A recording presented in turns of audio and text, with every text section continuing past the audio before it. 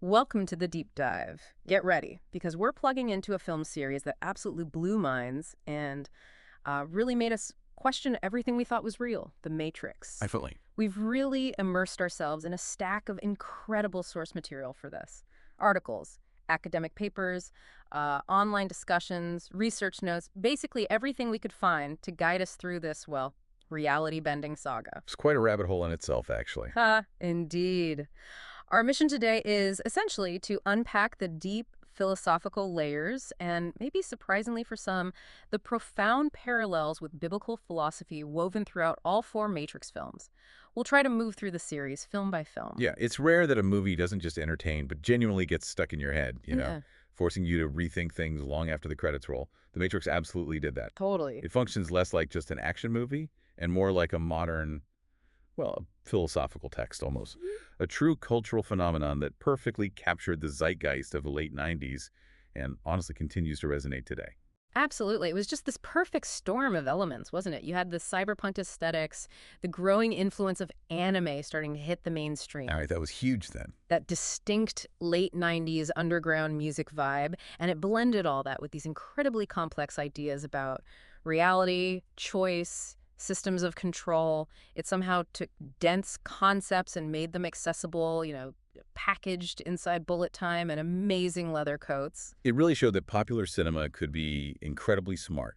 It prompted millions of people to ponder these, like, ancient philosophical questions, but through the lens of a sci-fi blockbuster. It was brilliant. So let's begin this deep dive right at the beginning with the film that started it all, The Matrix. Okay, so we're introduced to Thomas Anderson. He's living what seems like a pretty standard life, right? Yeah. Computer programmer. But by night, he's this hacker known as Neo. And even with this sort of double life, he can't shake this persistent kind of gnawing feeling that the world, it just isn't right, like a constant background hum that's off. Yeah, like a glitch he can't quite pinpoint. Something fundamental is wrong. And that feeling is what drives his search for Morpheus, this almost mythical figure who's rumored to know the truth, to know what the Matrix actually is. And his path eventually crosses with Trinity, who kind of hints at this hidden world and acts as his guide, really leading him towards Morpheus.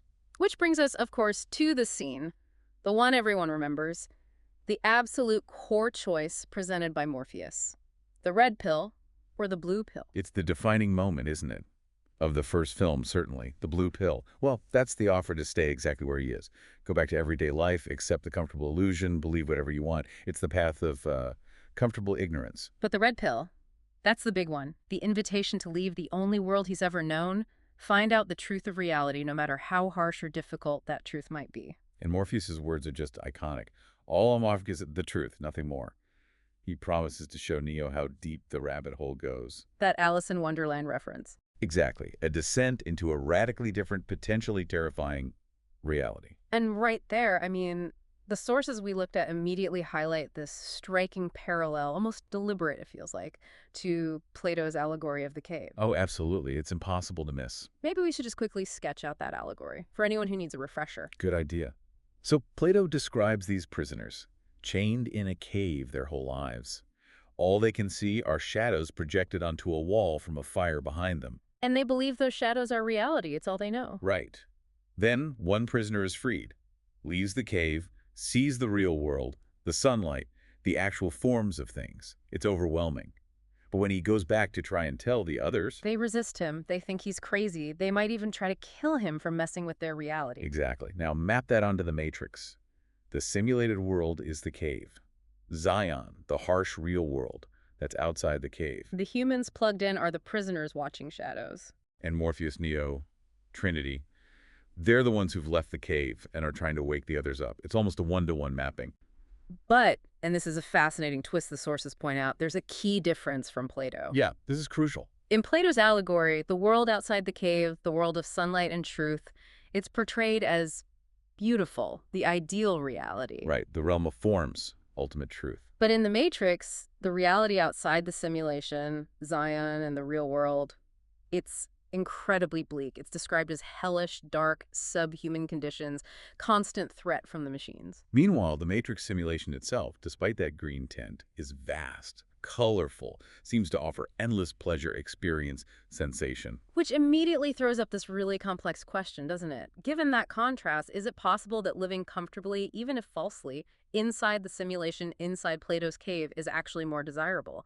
Maybe even more pleasurable than the grim fight for survival in the real world? It really challenges that default assumption that truth, however harsh, is always preferable to a comfortable lie. What if the lie is subjectively better? And Neo's reaction when Morpheus first shows him the truth, it perfectly captures that human struggle. He sees it, and what's his first response? Total denial. No, I don't believe it. It's impossible. Even though he chose the red pill, his body language, everything, shows this deep reluctance, this psychological resistance kicking in. It's just such a relatable human reaction, isn't it? When your whole reality gets shattered, the architect even says it later, denial is the most predictable of all human responses. Think about it in our own lives. Discovering something fundamental about your family, maybe, or a deep betrayal, that kind of truth, rocks your foundations. Denial is often the first defense mechanism. It's just easier sometimes to stay in that safe bubble of lies. It's comfortable, convenient. You don't have to face the hard stuff. And people often just go along with the deceptive narrative of the herd, Yeah. as the sources put it, which is often amplified by media, societal pressure. Although, interestingly, the sources also mention the flip side, people rejecting common knowledge for a false truth, like the flat earth thing, because it opposes the mainstream. So truth can be manufactured too. Exactly, and Morpheus recognizes this about the people still plugged in. They aren't inherently evil, but they're so dependent on the system, they will fight to protect it. They become enemies by default. It's just like Plato's enlightened prisoner facing ridicule, hostility, trying to insert vision into blind eyes, as Plato put it. Yeah, the sources echo that futility sometimes. It can feel like a waste of time trying to convince someone who just isn't receptive. Socrates even wondered if the prisoners would actually try to kill the liberator. And yet, despite that hostility, figures like Neo, Morpheus, Trinity, they feel this responsibility, right? A duty to act, to try and help the unenlightened, even at great personal risk. There's a kind of moral imperative there. You know the truth, you have to try and share it, even if it's likely to be rejected or met with violence. This whole struggle, accepting truth, rejecting it, it's powerfully personified in Cypher. Ah, Cypher. Yeah. He's the one who openly regrets taking the red pill. Famously asks Neo, why didn't I take the blue pill? He stands in stark contrast to Neo, who, despite the bleakness, finds purpose, meaning especially as he starts to believe he might be the one. But Cypher just hates reality. He has zero faith in the prophecy, in humanity's future. His choice is to actively embrace the false reality again. That stake scene monologue, it's unforgettable. I know this steak doesn't exist. The Matrix is telling my brain that it is juicy and delicious. Yeah. After 9 years, you know what I realize? Ignorance is bliss. It's such a compelling, uncomfortable argument. It really forces you to confront the consequences of seeing the truth. Like the sources say, when the veil of ignorance has been lifted, there's no going back. You just cannot unsee those foundational lies. Relationships change. Enjoyment derived from illusion. It can vanish. So Cypher makes this purely hedonistic decision. He's trading reality, freedom, everything for perceived pleasure, comfort, blissful ignorance. Wants his memories wiped, wants to be someone rich, important, back inside. He even tries to justify it to Trinity, right? Arguing Morpheus didn't free him, he misled him. He says the Matrix can be more real than this world. It brings us right back to that tension. Subjective feeling versus objective reality. Which one truly matters more? And there's another layer, too. Once freed, the humans can plug back in and manipulate the simulation. They become illusionists themselves. Right, they use their residual self-image, they upload skills, kung fu, weapons. They were victims of the illusion, now they can control it to some extent. So when Neo goes back into the city for the first time after being unplugged, he sees it totally differently. He knows the memories aren't real. They're just simulacra. It's like Plato's freed prisoner returning to the cave and seeing the shadows again. They've lost their power, their mystique. It's disillusioning. Like finding out how a magic trick works. Exactly. The sources use the Santa Claus example. Believing provides magic, meaning. Knowing the truth can lessen that enjoyment. Truth often goes at the expense of enjoyment. Okay, let's shift gears slightly. One of the most striking aspects the sources highlight in the first film is the sheer density of religious parallels, specifically to biblical philosophy. Oh yeah, the sources are incredibly clear on this. They basically say the Wachowskis were not subtle about it at all, practically slapping you in the face with it. The first film especially reads like a modern retelling of the gospel narrative. And the parallels are really specific, starting with Neo. Neo is clearly positioned as the Jesus Christ figure. He's the chosen one, the savior, destined to rebel against the system, liberate humanity. The script even uses the name directly, right? Multiple times. You're my savior, man, my own personal Jesus Christ. Yeah. Or Choi saying, Neo, you scare the big Jesus out of me. Even Keanu Reeves' sort of humble persona mirrors the unlikely Messiah from Nazareth idea. And his name, Thomas A. Anderson. Packed with meaning. Anderson, Son of Man, a title for Jesus. The A could imply Son of Man, one of many potentials. Thomas connects to Thomas the Doubter, fitting Neo's initial uncertainty, or maybe even the Gnostic Gospel of Thomas. The core question becomes, is he the true Messiah? And Trinity, that name alone. Can't be accidental, can it? Trinity directly evokes the Holy Trinity. She's often read as representing the Holy Spirit or maybe a female divine principle. Her role is vital. First contact brings him to Morpheus. And crucially, it's her kiss after his death in the Matrix that brings him breath, resurrection. It mirrors the spirit-affirming Jesus, or perhaps the feminine Hebrew word for spirit, ruah, sometimes linked to Sophia. Finding Sophia means finding true life. Trinity literally brings Neo to life, both physically out of the pod and spiritually towards his destiny. Morpheus is also seen as a complex figure, drawing on multiple archetypes. Yes, a blend of God the Father and John the Baptist. His name, Morpheus, from morph, meaning form or shape, connects to God molding Adam. He calls Neo to his destiny, like God, but constantly emphasizes choice, free will, reflecting humanity made in God's image. And the John the Baptist element. Really strong. He's a prophet, passionate, bit irritable maybe, a rebel against the hierarchy. He announces the coming Messiah but doesn't claim the title. That exchange, it's an honor to meet you, no, the honor is mine, feels like Jesus and John at the baptism. The sources even mention the rain. Yeah, the torrential downpour during that meeting is a baptism visual, and Neo being born again from the pod after the red pill. Significantly, Neo really steps up only after Morpheus is captured, mirroring John's arrest before Jesus' main ministry. They don't kill Morpheus, though. No, but the sources point out the camera focuses on his head during the capture, maybe a visual nod to John's fate while keeping the character around. Clever filmmaking, perhaps. And Cypher fits the Judas role. Judas, but maybe with shades of Satan, too. He's presented centrally, like Judas in the Gospel. Luke's Gospel says Satan entered Judas. Cypher was part of the inner circle, like Satan among angels perhaps, before betraying them for personal gain, for worldly pleasures, the Matrix equivalent of 30 pieces of silver.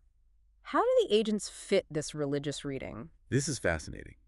The sources see them representing sources of conformity, maybe even like dogmatic, organized religion. They enforce the system's rules, the perceived societal goods that actually numb people, keep them in a sleep of consciousness. Keeping people docile, squelching doubt. Exactly. They stick a metaphorical gun in your face, threatening non-acceptance or hell if you don't conform. This is contrasted with Christ teaching a way of life, not just rules. It ties into biblical ideas like the God of this age blinding minds versus the truth shall make you free. Agent Smith always calling him Mr. Anderson. That's the system's voice, reminding him of his programmed identity. The agents, identical, faceless, embody that lack of individuality demanded by conformity. The sleep symbolism you mentioned seems really key. Very much so. Sleep in the Bible often means spiritual death or lack of faith. Ephesians says, sleeper, awake. The Matrix literally keeps people asleep, dreaming, docile. Morpheus awakening Neo is a powerful metaphor for waking up from any accepted reality that isn't true. Even the ship name, Nebuchadnezzar and Zion. Nebuchadnezzar, the Babylonian king who oppressed Israel, but whose story involves eventual restoration. And Zion, the name for Jerusalem, representing hope, holiness, the promised land for the freed. The sources even found a plaque on the ship referencing Mark 3.11, where unclean spirits recognize Jesus' more explicit links. So the first film really lays out this gospel narrative structure quite deliberately. It seems so, yes. The sources argue it's a clear retelling. Jesus, Neo, offers the red pill, gospel truth, versus the blue pill, indifference, self-reliance, the lie of many paths. Sin is slavery to the system. The red pill opens your eyes. The blue pill is refusal to change. The sources emphasize the idea of one capital T truth. Yes, in this reading, that truth is found in Jesus Christ. Choosing the red pill enlists you in the army of God against the evil one, keeping people delusional. They lament that for many, Christianity becomes just tradition, not transformation living like hell, but wanting to go to heaven. They argue you need that transformative encounter and that hell is presented as real. Wow. Okay, so beyond those really rich religious layers, let's circle back to the core philosophical questions in the first film. Belief, breaking free. Right. Because the sources consistently stress that while the tech is the setting, the real prison isn't the Matrix itself. It's internal. It's our beliefs. Self-imposed limits. Exactly. Fear, doubt, disbelief. That, one source argues, is the real reason the film still matters. It's about the mind. Your mind makes it real. And there is no spoon. The Matrix is code, sure, but Neo's struggles, jumping buildings, getting tired in training, it's presented as his limiting beliefs, his ingrained programming. To break the rules, you first have to believe it's possible. So the training scenes are more than just cool action sequences. They're philosophical lessons, the beginnings of a new mindset, one where belief determines possibility. The film is basically asking us, the audience, what would your life look like if you let go of fear, doubt, and disbelief? What limits would just dissolve? The woman in red dress scene also plays into this, right? Beyond just being a trap. Yeah, she represents distraction. The warning is distraction is dangerous. She's any powerful pull in the simulation, lust, fear, comfort, status, ego, maybe even social media today. Anything that pulls your focus from waking up. The system is always watching for you to lower your guard. Cypher's choice in this light is surrender to distraction, a very human response born of exhaustion and missing pleasure. And the Oracle. She's not just giving answers. No, she's more subtle. The sources say she gives Neo what he needs to hear. Not definite answers, but words and experiences, like the vase incident. Would you still have broken it if I hadn't said anything? Exactly. That plants seeds. Seeds of belief in himself, hints about determinism versus choice. She provides the ingredients that allow him to build the belief he needs. But Neo isn't instantly transformed after seeing her. Not at all. His journey requires a kind of death, literal and metaphorical, to shed the old Mr. Anderson self. That subway fight with Smith is crucial. The turning point isn't knowing he can win. It's deciding to stop running. He acts despite the doubt because he's no longer afraid to try. He confronts the fear. That symbolic death allows his rebirth. And after that? He's fully awake, sees the code, moves freely, bends the matrix. As Morpheus says, he's beginning to believe. He takes control by conquering his internal limits. That line, there's a difference between knowing the path and walking the path, feels so relevant today. Information overload. It really does. We can know so much intellectually, but the film shows true change comes from walking the path, applying it, acting despite fear, execution over information. Okay, so the first film sets up this incredible narrative of awakening, free will, messianic purpose, blending philosophy and biblical themes. But the sources argue the sequels, Reloaded and Revolutions, really shift gears. Massively. They move beyond that clearer hero's journey, that simpler free will good versus determinism bad dynamic. They, as one source put it, flip all of that on its head. They become like a 200-level philosophy course with added explosion. Which understandably made them more challenging for audiences. And yeah, the consensus, according to the sources, is often first film, masterpiece, second, bloated but great action, third, well, often gets called a giant turd. Though you mentioned one source strongly disagrees about the third. Yes, viewing Revolutions as seriously underrated and misunderstood, especially thematically. So opinions definitely vary. But the central philosophical debate in the sequels really becomes free will versus determinism. That's the core wrestle. Does genuine free will exist? Or are our choices just the product of programming, biology, experience, physics, code? Do we choose? Or is it all predetermined? And then that question has huge implications for responsibility. Enormous. Free will means we're responsible. Good choices, bad choices, they're ours. But determinism offers an out. Not my fault. It was my upbringing, the system, my genes. You see this play out psychologically all the time. People feeling stuck, defined by their past. That's just how I am. Which leads to what the sources call the victim space paradox. Yeah. Believing external forces control everything sounds freeing, no responsibility. But it's a trap, a prison. Because you just wait for things outside you to change. You try to reprogram everything else instead of looking inward. You give away your power. And determinism, taken fully, means you can't really choose to change or grow. Exactly. If it's all cause and effect, you can't actively make things better. You're just waiting to be acted upon instead of to act. The sources contrast Viktor Frankl and B.F. Skinner on this. A powerful contrast. Frankl, surviving the Holocaust, argued in Man's Search for Response, meaning that our ultimate freedom is choosing our response, finding meaning even in horror. That gap between stimulus and response, we steer our own ship, a terrifying responsibility. In Skinner. Radical determinist. Choices aren't really ours, they're products of conditioning. Also terrifying, maybe, because it means you can't take the reins. You're just what happens to us. So where does the Oracle land in the sequels? She seemed pro-choice in the first film. The sources see her in a mushy middle. She still stresses choice. You have to make a choice. She gives Neo info to help him choose. But then she says things like, we've already made the choice, now you have to understand it, suggesting maybe choices ripple forward or understanding is needed to see past them. It's ambiguous. While the architect is pure determinism. He's the system's logic personified. Neo isn't a liberator. He's a variable built in, part of the control mechanism.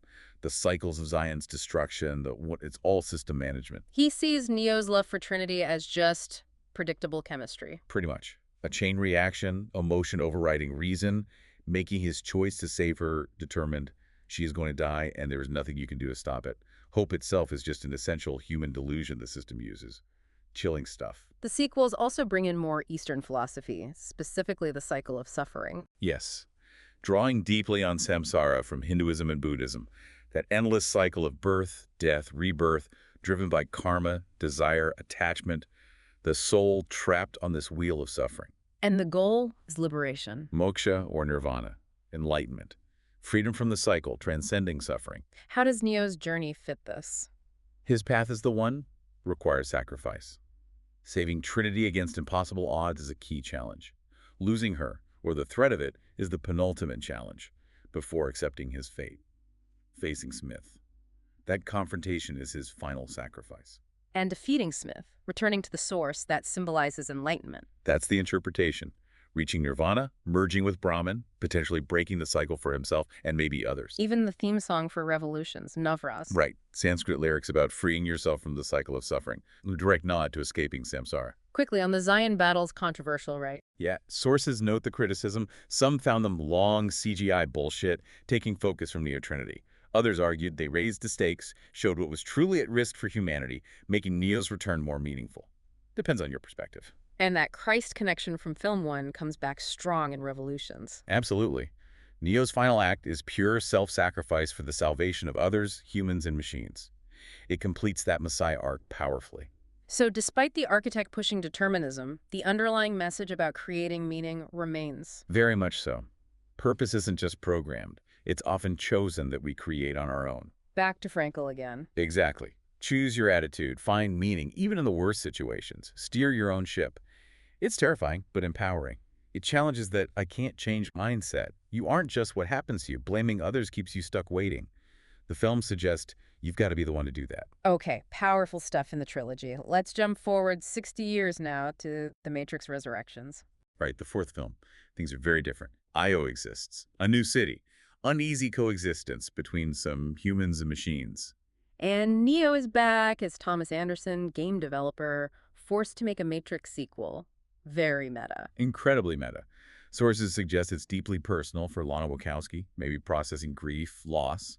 It uses nostalgia within the story, acknowledging the world moved on.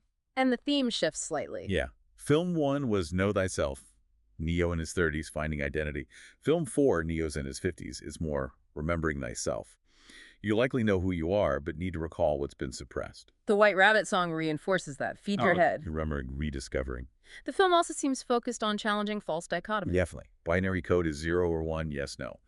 The analyst, like the architect, often presents choices as either traps.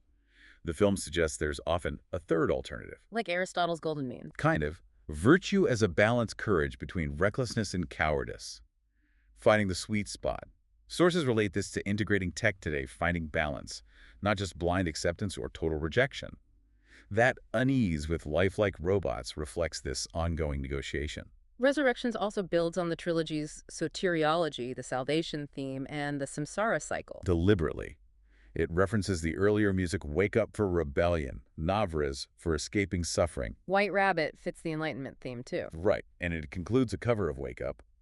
But crucially, The Navras detail. yeah, it plays in the end credits, but without the lyrics, the interpretation. Neo and Trinity are still in samsara. The cycle isn't fully broken, maybe leaving the door open for more. And the film taps right into current anxieties. Oh, absolutely. Being plugged in, online manipulation, infighting.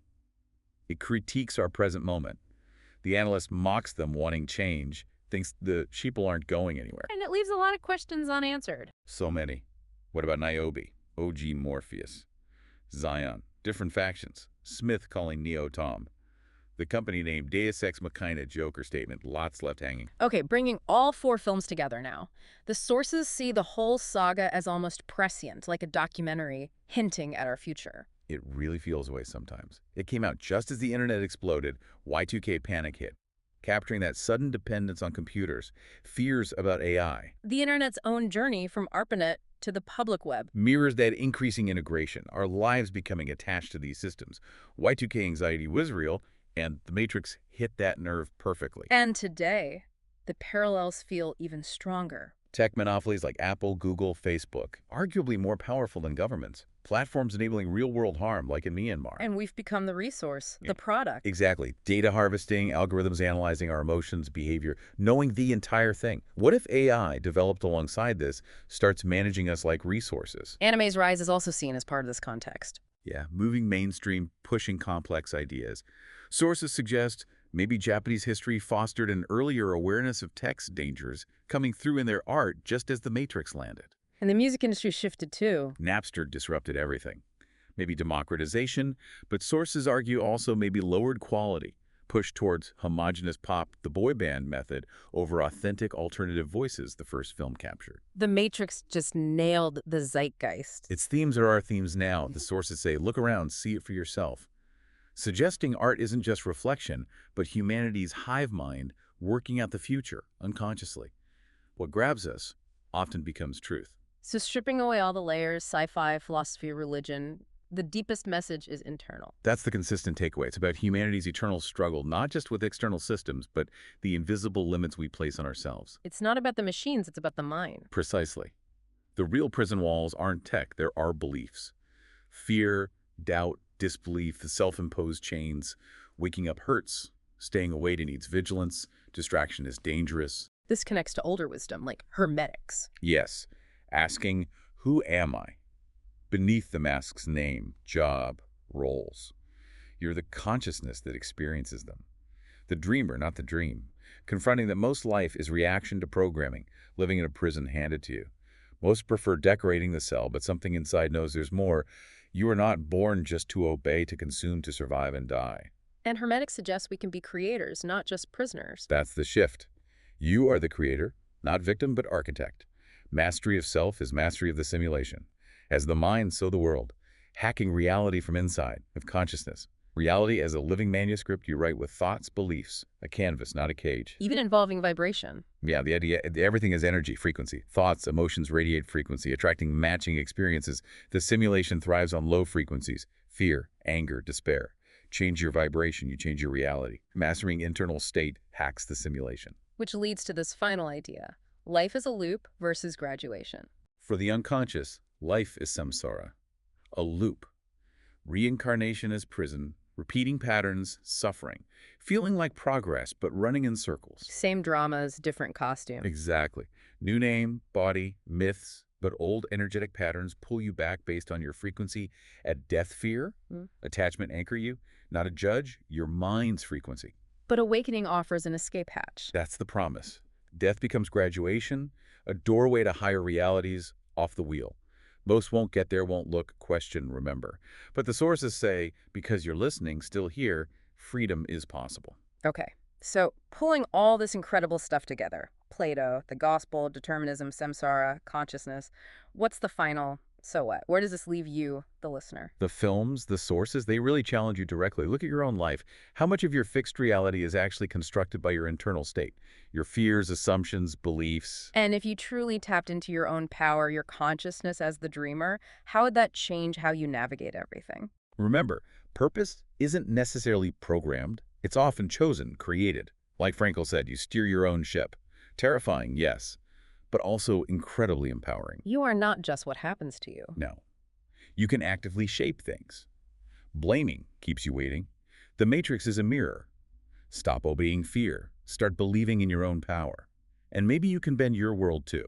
This deep dive has been quite a journey. Through Plato's Cave, a modern gospel, free will debates, Eastern cycles, right up to our current plugged-in anxieties. And that consistent thread remains. Mm. The deepest prison isn't external, it's those internal limits: fear, doubt, disbelief.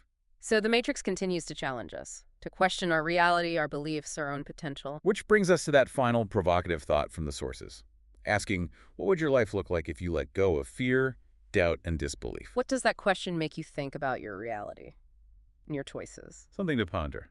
Thank you for joining us on this deep dive.